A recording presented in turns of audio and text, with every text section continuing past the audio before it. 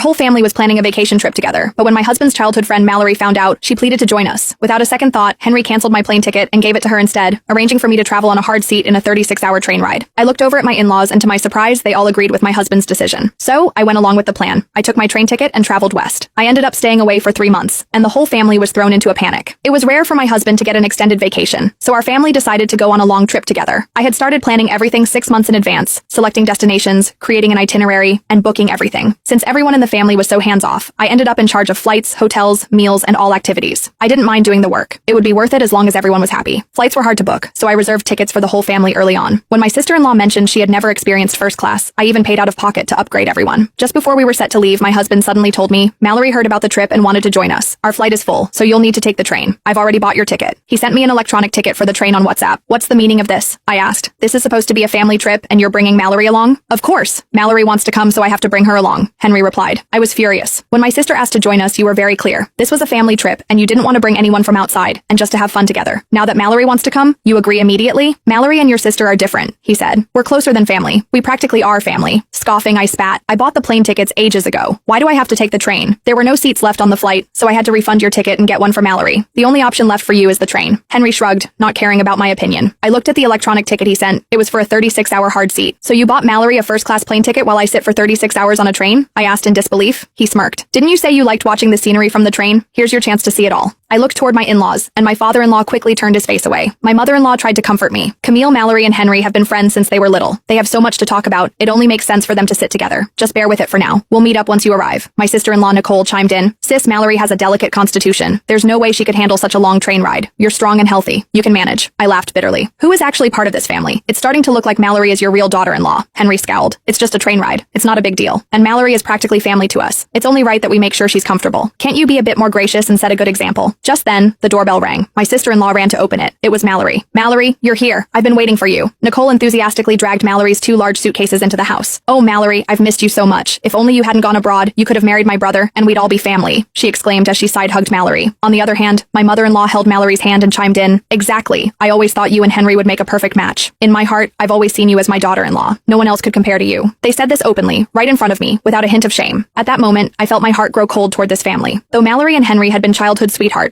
when the Baker family fell on hard times, she left the country without hesitation. It was me who helped the Baker family repay $500,000 debt, and out of gratitude, Henry married me. I had given so much to this family. My parents-in-law weren't in great health, and I'd been caring for Nicole since she was 10, handling everything from cooking and laundry to picking her up from school, helping with her homework, and attending her parent-teacher meetings. Now she was 15, and I had essentially raised her for 5 years. Though I was only her sister-in-law, I felt more like her mother.